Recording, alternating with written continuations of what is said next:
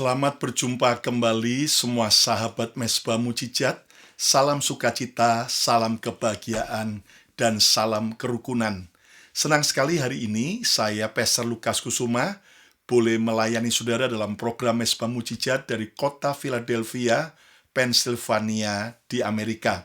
Dimanapun Anda menyaksikan program ini, doa saya biar kita makin kuat dan berdiri teguh atas iman percaya kita dalam menghadapi setiap musim hidup ini. Jangan takut dan gentar, sebab bersama Tuhan kita lebih daripada pemenang. Jika Anda diberkati oleh program ini, jangan lupa untuk Anda share kepada teman-teman Anda, komen yang baik, pencet like-nya, jempolnya, dan subscribe YouTube channel Bethany Miracle Center. Iran dikeroyok akibat keputusan emosional. Di Timur Tengah, sebuah keputusan bisa mengubah sejarah dunia. Satu misil, satu serangan drone, satu reaksi emosional bisa menyalakan api yang tidak lagi bisa dipadamkan. Hari ini dunia melihat sebuah skenario yang sangat berbahaya. Sebuah negara besar di Timur Tengah sedang membuat kesalahan strategi terbesar dalam sejarah modern. Negara itu adalah Iran.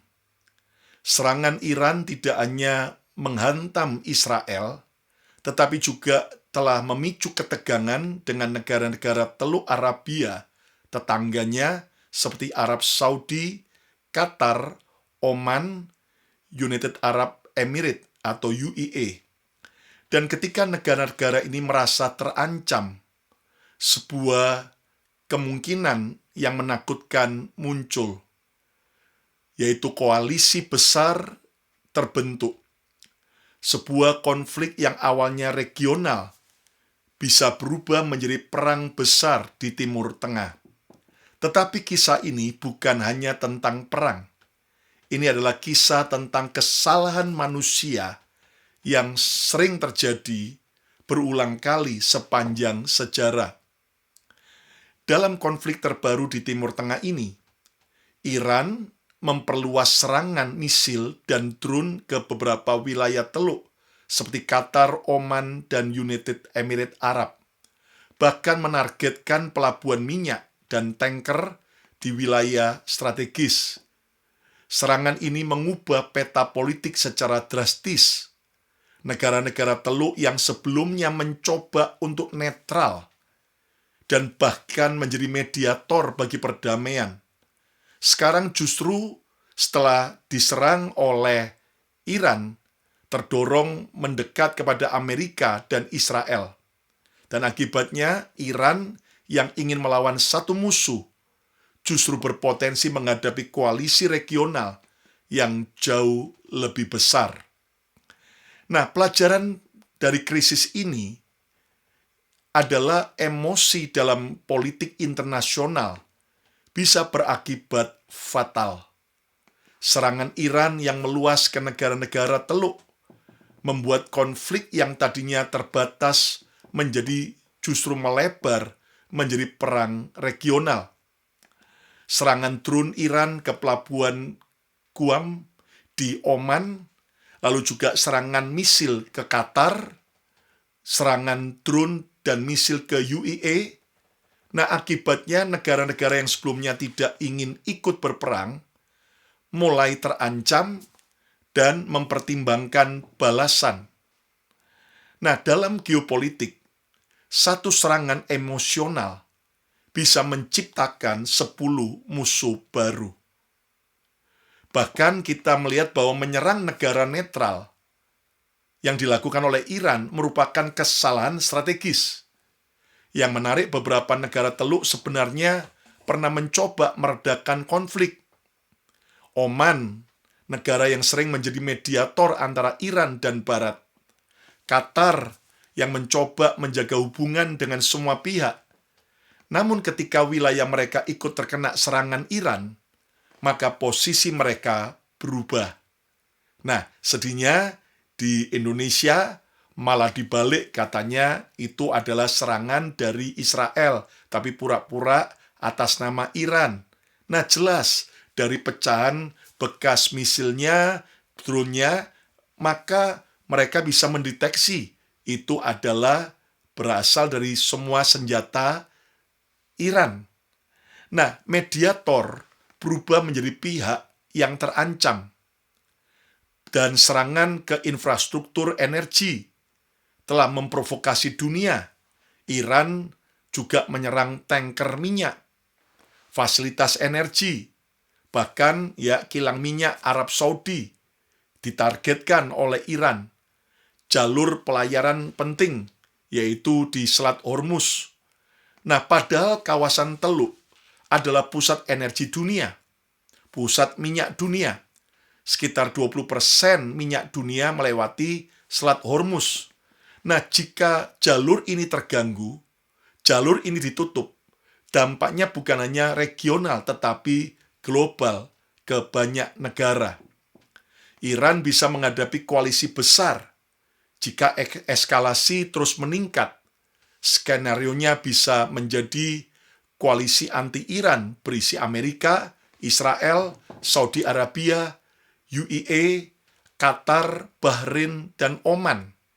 Artinya, Iran tidak lagi menghadapi satu negara, tetapi blok regional dan negara superpower. Dalam sejarah, negara yang dikeroyok biasanya karena salah perhitungan. Sejarah sering menunjukkan pola yang sama.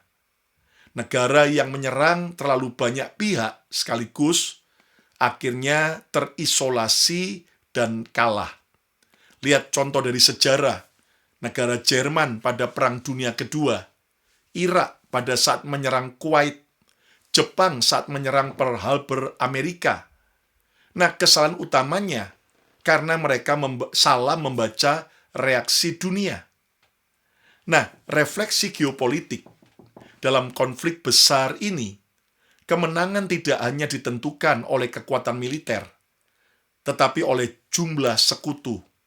Kadang bukan kekuatan yang menghancurkan sebuah negara, tetapi kesalahan strategi ketika emosi yang membuat seluruh dunia akhirnya bersatu melawannya. Nah, pertanyaan yang lebih penting buat kita hari ini, apa refleksi dan pelajaran bagi kita pribadi? Izinkan saya dari peristiwa ini menyampaikan beberapa hal penting. Yang pertama, carilah sebanyak mungkin kawan, bukan musuh. Carilah sebanyak mungkin kawan, bukan musuh. Ayo coba ketik, katakan, saya tidak mau cari musuh. Ya, sepanjang sejarah, banyak negara-negara kuat jatuh bukan karena mereka lemah. Mereka jatuh karena salah menghitung musuh. Contohnya Jerman pada Perang Dunia Kedua. Ketika Adolf Hitler, pemimpin Jerman waktu itu, membuka terlalu banyak front perang sekaligus melawan Inggris, di saat yang sama juga melawan Uni Soviet, di saat yang sama juga melawan Amerika, dan hasilnya sudah bisa ditebak. Koalisi besar akhirnya terbentuk, dan negara Jerman yang tadinya sangat kuat akhirnya runtuh. Hal yang sama terjadi pada Jepang setelah menyerang Pearl Harbor, pangkalan militer yang ada di Hawaii, Amerika. Satu serangan Jepang, satu keputusan emosional Jepang. Apa konsekuensinya? Perang besar melawan Amerika. Dan Anda tahu sejarah berulang sampai sekarang.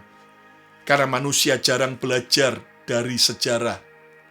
Itu sebabnya belajar, carilah teman sebanyak mungkin, bukan musuh. Ya, apalagi kita udah tambah tua. Udahlah, jangan terus ribut, berantem antar teman, antar gereja, antar komunitas, antar agama, antar rumah tangga sendiri, ya kan? Satu musuh lebih banyak daripada 1000 kawan. Nah, kalau kita sibuk hanya mencari lawan dikit-dikit emosi, dikit-dikit berantem. Wah, itu akan menghancurkan dan merugikan diri kita sendiri. Daud yang ada di Alkitab, ketika itu Daud lagi dikejar-kejar oleh Raja Saul, dianggap sebagai ancaman, difitnahkan yang jelek tentang Daud. Nah, ketika Daud sedang dimusuhi oleh Raja Saul, ketika Daud dengan anak buahnya, tiba-tiba dia menjadi emosi dan mau membunuh Nabal, orang kaya itu, akibat penghinaannya terhadap Daud. Dan Daud bersumpah mau membunuh Nabal dan semua orang laki-laki yang ada di rumahnya. Tapi untung istri Nabal, Abigail, wanita yang bijaksana, mencegahnya di tengah jalan. Dan akhirnya dia memberitahu Daud, apakah tuanku mencari keadilan sendiri? Bukannya Tuhan yang maha adil. Dan akhirnya Daud sadar, dia tidak mau menambah musuh, karena dia sedang dimusuhi oleh Raja Saul. Dan Anda tahu apa yang terjadi ketika Daud akhirnya tidak mau memusuhi Nabal, walaupun Nabal menghinanya. Tapi beberapa hari kemudian justru Tuhan yang membela Daud. Nabal mati, batin jantungnya membatu, kena serangan jantung, saudaraku ya. Dan akibatnya justru istri Nabal, Abigail, dan seluruh kekayaan daripada Nabal dan Abigail itu dimiliki oleh Daud. Daud menikahi Abigail, sehingga akhirnya, saudaraku, mereka menjadi keluarga yang bahagia. Nah, jadi ayo kita lebih baik cari banyak teman, bukan musuh, ya. Ayo sekali lagi ketik, katakan, saya mau cari banyak teman, ya. Ayo kita belajar. Lebih baik punya banyak teman daripada satu musuh. Tapi Pastor Lukas, saya sudah coba bangun hubungan baik, tapi saya terus dimusuhi. Nggak apa-apa bro. Yang penting kita udah lakukan, mau berdamai, mau baik. Tapi kalau mau tetap dimusuhi, urusan mereka dengan Tuhan. Nah, pelajaran yang kedua, hindari pertengkaran dan permusuhan. Hindari pertengkaran dan permusuhan. Ada pertengkaran, permusuhan yang kita bisa hindari. Nah, Timur Tengah bukan hanya kawasan konflik. Timur Tengah adalah jantung energi dunia. Di wilayah Teluk terdapat jalur laut yang sangat penting, yaitu Selat Hormuz. Karena sekitar 20% minyak dunia melewati jalur ini. Artinya, jika kawasan itu terbakar perang, bukan hanya Timur Tengah yang terkena dampaknya, namun seluruh dunia akan merasakannya. Harga energi bisa melonjak, ekonomi global bisa terguncang, harga-harga barang akan naik karena harga daripada transport akan naik, dan stabilitas dunia bisa berubah. Nah, ingat, setiap pertengkaran dan peperangan selalu membawa kerugian besar. Makanya yuk, jangan suka bertengkar, ya, terutama suami istri. Kenapa? Karena Yesus berkata, di mana 2-3 orang sepakat di dunia ini, dalam namaku, sepakat. Artinya adalah rukun, ya. Kata sepakat dari kata symphonio, melahirkan kata simfoni. Berbagai macam alat musik yang berbeda, tapi semua bisa harmonisasi, main di satu nada, ya, walaupun bunyi mereka berbeda. Tetapi saudaraku, ketika kita rukun, sepakat suami istri, wow, apa saja yang kamu minta akan dikabulkan. Artinya, Tuhan akan memberkati. Bahkan Mazmur 123 berkata, ketika kita hidup rukun, kesanalah Tuhan memerintahkan berkat. Haleluya. Jadi, jangan kejar berkat. Kejarlah kerukunan yang bisa mendatangkan berkat. Suami istri kalau rukun, doanya dikabulkan Tuhan. Rezekinya banyak. Katakan amin. Kalau rumah tangga rukun, kalau gereja rukun, kalau komunitas bangsa rukun, berkatnya akan mengalir. Ya, ayo coba ketik, katakan, saya mau hindari pertengkaran. Yang ketiga, kuasai emosimu atau kamu dihancurkannya. Kuasai emosimu atau kamu dihancurkannya. Dalam banyak konflik besar, kesalahan fatal bukan akibat strategi militer, tetapi akibat emosi manusia, akibat ego manusia, akibat kemarahan, akibat harga diri, akibat keinginan untuk membalas. Nah, Alkitab sudah memperingatkan hal itu ribuan tahun yang lalu. Amsal 29 ayat 22. Orang yang pemarah, orang yang cepat marah, menimbulkan pertengkaran. Dan orang yang cepat marah, banyak pelanggarannya, akan kena denda. Saudara, dalam bahasa sederhana, kemarahan sering menciptakan masalah yang jauh lebih besar daripada awal masalah. Ya, ayo hari ini jaga emosi kita. Di zaman seperti sekarang, dikit-dikit kita bisa emosi karena memang banyak orang seringkali buat naik darah. Tapi ayo belajar kendalikan diri kita. Saya masih ingat ada perantau-perantau yang sukses dari Indonesia ke Amerika, cerita-cerita sukses berhasil, tapi juga tidak sedikit ada cerita-cerita tragis yang menyedihkan. Saya masih ingat ada suami istri muda dengan anaknya yang masih kecil. Sang suami wajahnya penuh sukacita kalau ke gereja. Nah, satu kali tiba-tiba istrinya telepon dengan nangis. Suaminya masuk penjara. Saya kaget kenapa?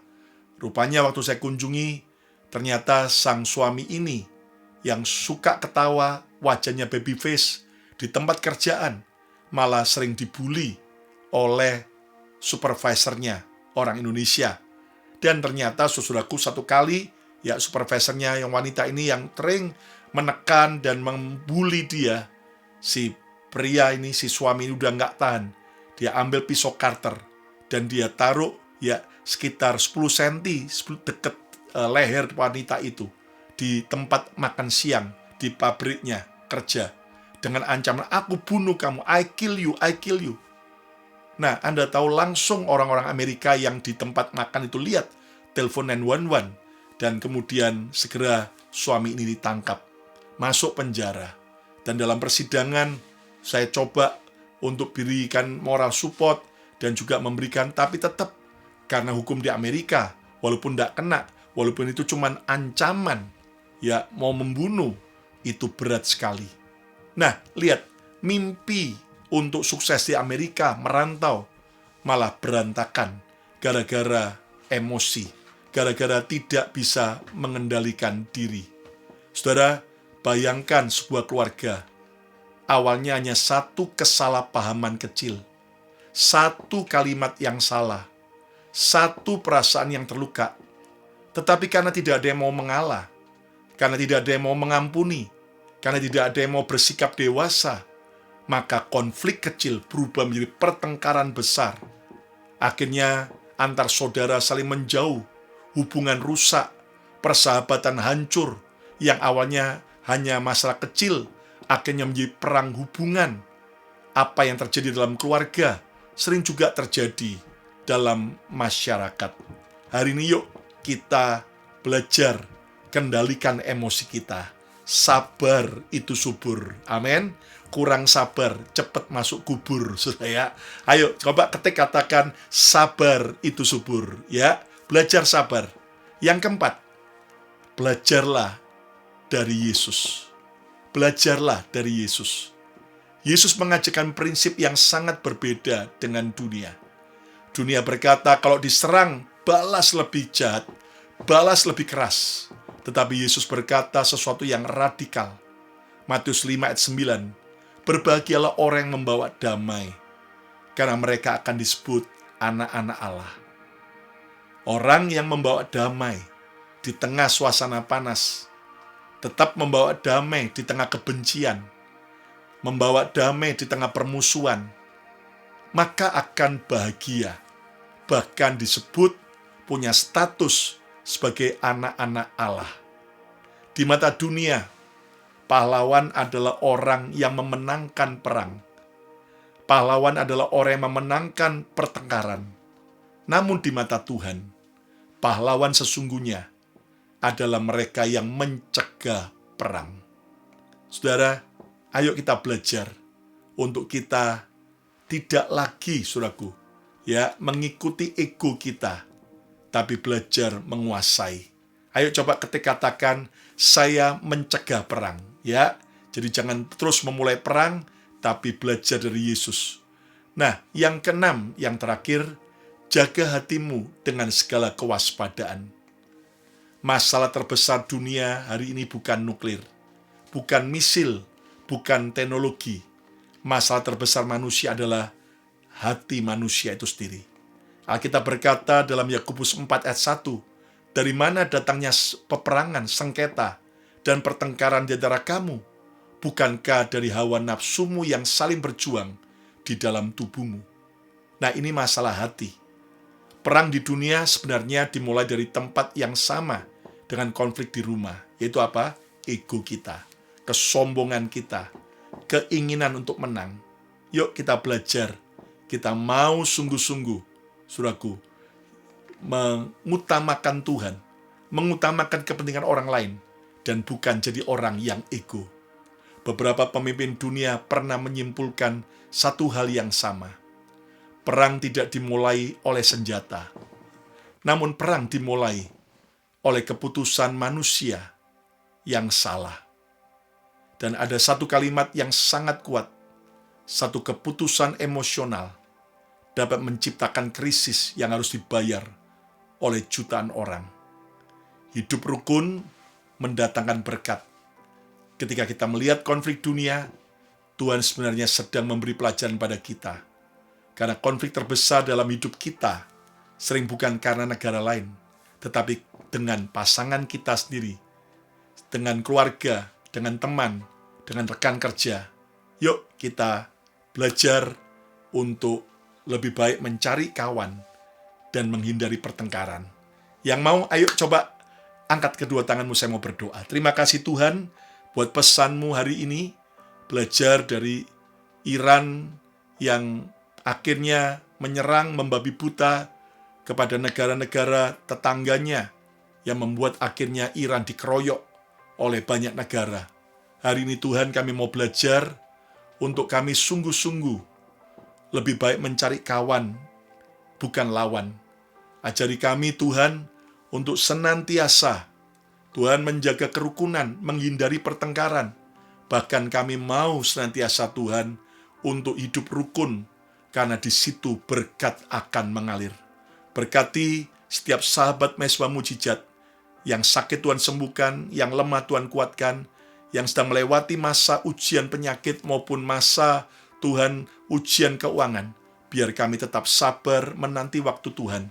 Kami tidak lagi hidup ego, kesombong, tetapi kami mau mendahulukan hati kami dirubah Tuhan, tulus seperti hati Tuhan. Berkati juga untuk Israel, berkati juga untuk Iran, untuk Tuhan Palestina, untuk Timur Tengah. Kami berdoa berkati juga untuk Amerika, untuk Indonesia, karena Tuhan memanggil kami bukan untuk mengutuk, tapi untuk memberkati. Shalom Tuhan buat semua sahabat Mesbah Mujizat. Dan kami percaya anugerah-Mu dilimpahkan. Dan sekarang saudara kasih Tuhan, terimalah berkat yang terbaik. Berkat Bapa, Putra, Roh Kudus, berkati dalam nama Yesus Tuhan. Turun menyertai saudara, memberkati saudara mulai hari ini, bahkan sampai selama-lamanya. Yang percaya diberkati Tuhan, sama-sama katakan, amin, amin, amin. Ayo coba ketik, katakan, saya mau jadi pembawa damai. Ya, jika Anda diberkati oleh program Mesbah Mujizat ini, jangan lupa untuk Anda share kepada teman-teman Anda, supaya mereka juga diberkati oleh program ini, dan juga komen yang baik, pencet like-nya, jempolnya, dan subscribe YouTube channel Bethany Miracle Center. Jangan lupa follow Instagram saya Lukas Kusuma, Instagram Bethany Miracle Center. Di TikTok juga ada ya Lukas Kusuma, dan juga ada Bethany Miracle Center. Dan sekalian, program Mesbah Mujizat hadir tiap hari Selasa dan Jumat jam 7.30 malam waktu Jakarta. Dan hari-hari yang lain, tiap jam 7.30 malam ada juga tayangan dari YouTube channel Bethany Miracle Center. Hari Minggu juga akan ada ibadah secara live dari Bethany Miracle Center di YouTube. Saya percaya anugerah Tuhan menyertai buat setiap kita. Ayo semangat, jadi berkat. Yang lain boleh panas, kita tetap adem, karena dalam Kristus selalu ada damai sejahtera sarangi.